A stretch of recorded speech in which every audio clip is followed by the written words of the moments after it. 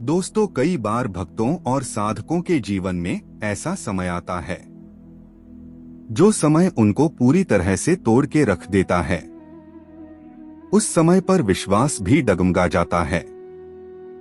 कई सारे ऐसे भक्त भी होते हैं जो भगवान का नाम लेना भी छोड़ देते हैं, जो नास्तिक हो जाते हैं, क्योंकि वो उन परिस्थितियों को सह नहीं पाते और ना ही वो ये समझ पाते हैं कि उनके साथ ऐसा क्यों हो रहा है।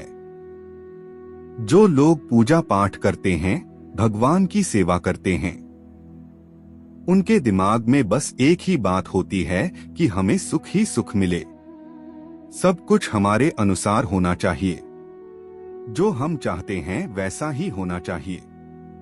हमारी सारी मनोकामनाएं, हमारी सारी इच्छाएं पूरी हो, पर सवाल यह है, अगर सुख आप भोगते हैं तो आपके हिस्से का दुख कौन भोगेगा?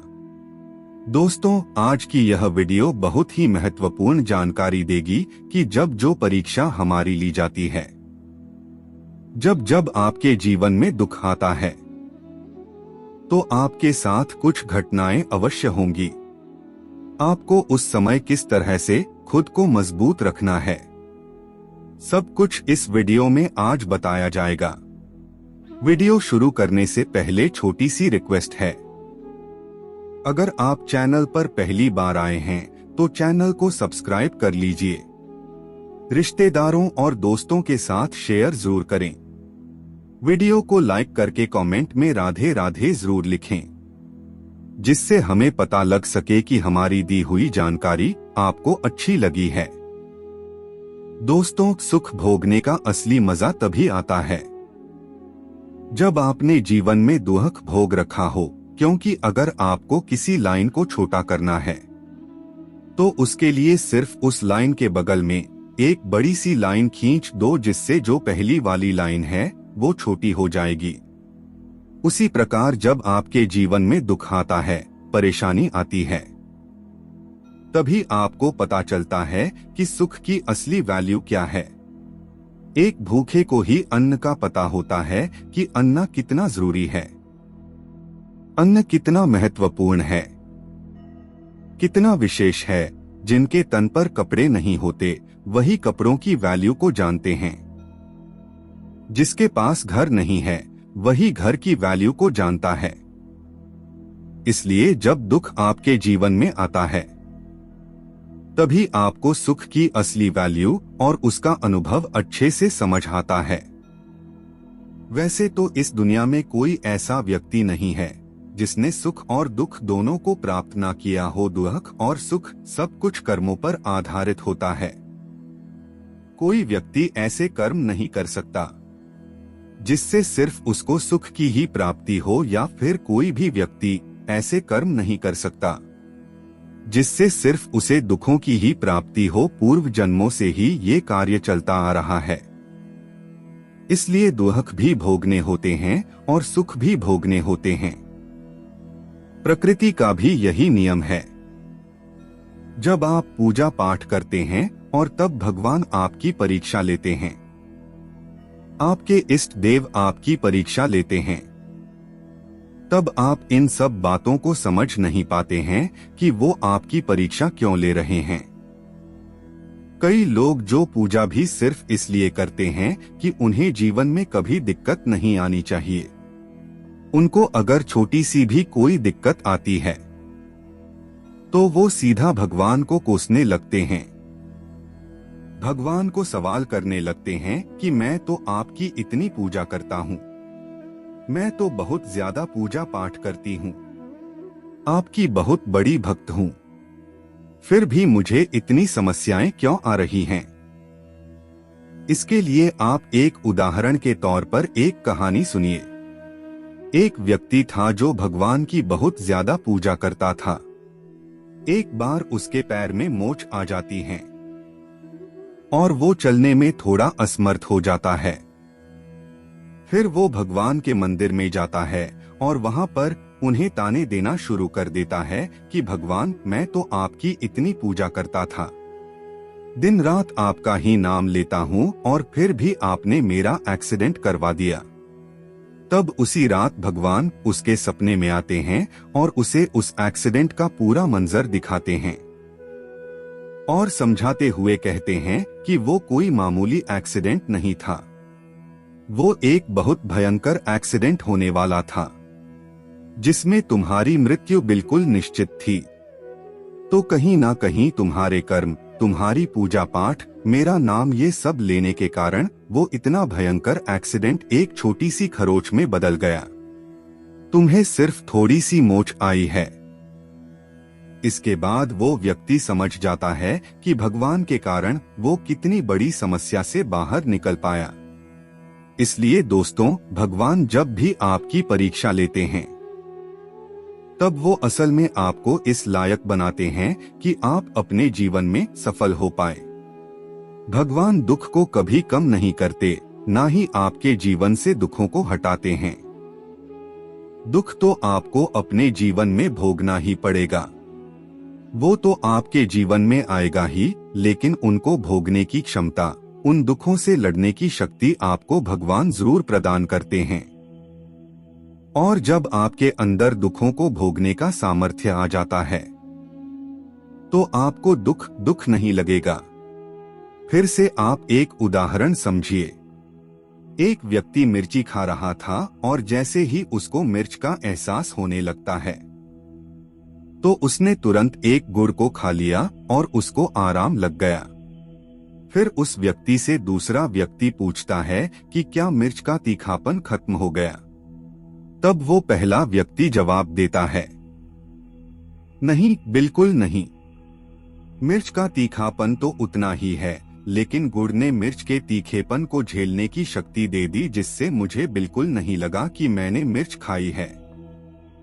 भगवान आपके जीवन में जो भी रोल प्ले करते हैं, आपके जीवन में उनका जो कार्य होता है वो यही होता है कि वो आपको इतनी क्षमता प्रदान कर दे, इतनी शक्ति दे दे कि वो दुख आपको दुख ही ना लगे।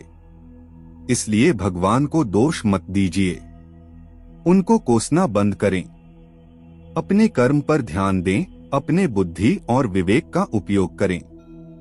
अब हम ये समझते हैं कि भगवान जब आपकी परीक्षा लेते हैं तो कैसे लेते हैं, वो कौन से संकेत होते हैं जिससे आप जान पाएंगे कि भगवान परीक्षा ले रहे हैं।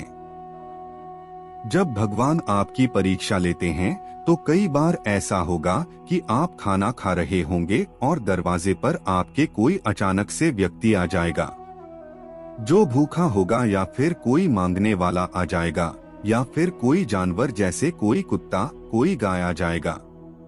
और उस समय अगर आप अपनी थाली में से उसे रोटी खिला देते हैं तो इसका मतलब है कि भगवान प्रसन्न हो जाएंगे।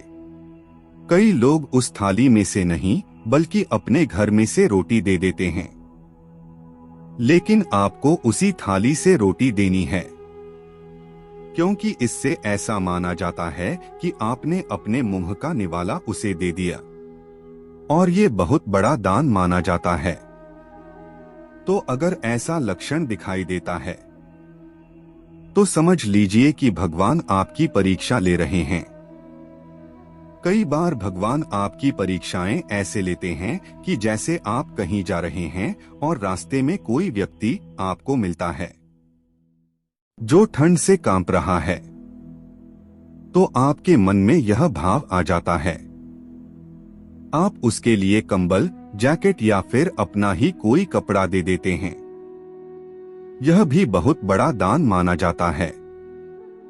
किसी भूखे को खाना खिलाना या फिर किसी जरूरतमंद को वस्त्रों का दान कर देना। तो कभी भी भगवान की बनाई हुई वस्तुएं जैसे जीव जंतु या फिर असहाय लोग जो खाने में असहाय हैं, पीने में असहाय हैं, जिनके पास कपड़े नहीं हैं, जो जरूरतमंद है, उनकी मदद करना बहुत बड़ी सेवा होती है। और अगर आप ऐसा करते हैं तो कोई भी भगवान की कृपा आपसे अछूती नहीं रहेगी। हर भगवान आप पर कृपा करेंगे। बस आपको कभी भी भगवान पर विश्वास नहीं छोड़ना है, क्योंकि वह सदैव आपके साथ रहते हैं। वो आप पर कृपा बनाए रखते हैं। आपने सुदामा जी की कहानी जरूर सुनी होगी। वह भगवान श्री कृष्ण जी के परम भक्त रहे और उनके सखा भी रहे। उनकी तो इतनी गरीबी थी कि उनके खुद के घर में 2 वक्त के लिए खाने के लिए भी नहीं था। और जब वो श्री कृष्ण जी के दरबार में जाते हैं तब लोग उन पर हंसते हैं कि द्वारकाधीश जी के सखा ये कैसे हो सकते हैं। और आप ये हमेशा देख भी सकते हैं कि सुदामा जी ने कभी भी भगवान का नाम लेना नहीं छोड़ा। उन पर उनका विश्वास अटूट था। और जब भी वो खाना खाते थे, जब कभी भी उनको खाने को मिलता था, तो सबसे पहले वो भगवान का स्मरण करते, उनको भोग लगाते थे और उनको धन्यवाद भी करते थे। और उसके बाद भगवान की कृपा से उनका जीवन, उनकी किस्मत ऐसी पलटी कि जब वह द्वारकाधीश जी के महल में थे तब सुदामा जी के लिए महल तैयार हो रहा था। सुदामा जी के लिए वस्त्र तैयार हो रहे थे। और आज श्री कृष्ण जी के साथ सुदामा जी का भी नाम लिया जाता है। और अंत समय में भी सुदामा जी भगवान श्री कृष्ण जी के धाम को पधार गए। ऐसे ही तुलसीदास जी के बारे में भी आपने सुना होगा। तुलसीदास जी जो भगवान श्री राम जी के अनन्य भक्त रहे, हनुमान जी के अनन्य भक्त थे। जब उनको शारीरिक पीड़ा हुई, उनके शरीर पर घाव होने लगे, उनको बीमारी ने जकड़ लिया, तब उन्होंने हनुमान जी से विनती की। लाख विनती करने पर भी जब हनुमान जी नहीं आए, तब भी उन्होंने विश्वास नहीं तोड़ा और हनुमान जी की कृपा हुई। और उसके कारण उन्होंने हनुमान साटिका की रचना कर दी। हनुमान साटिका अगर आपको नहीं पता तो यह समझिए कि हनुमान साटिका एक ऐसा स्रोत है, एक ऐसा पाठ है जिससे शारीरिक रोगों पर विजय प्राप्त की जा सकती है हनुमान जी की कृपा के साथ। तो ऐसे लोग जिन्होंने भगवान पर विश्वास कभी नहीं तोड़ा, और अगर आप भी अपने विश्वास पर अडिग रहते हैं, भगवान पर हमेशा विश्वास रखते हैं और यह मानकर चलते हैं कि भगवान हमेशा आपके साथ हैं, तो यह विश्वास रखिए और यह बात गांठ बांध लीजिए कि आपका भी बेड़ा पार जरूर होगा। भगवान आपके भौतिक जीवन को तो सुखमय बनाएंगे ही, और साथ ही आध्यात्मिक जीवन को भी सुखमय बनाकर आपको स्वर्ग की प्राप्ति होगी।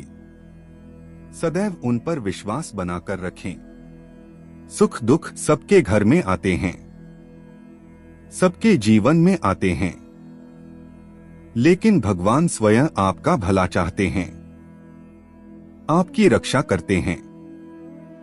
आशा करते हैं दोस्तों अब आप यह बात अच्छे से समझ गए होंगे। जानकारी अच्छी लगी तो वीडियो को लाइक करिएगा। चैनल पर पहली बार आए हो तो सब्सक्राइब जरूर कर ले। रिश्तेदारों दोस्तों के साथ शेयर जरूर करना ताकि सभी का जीवन सकारात्मक बन सके। हम आपसे मिलेंगे अगली ही ऐसी जानकारी वाली वीडियो के साथ। तब तक के लिए राधे राधे।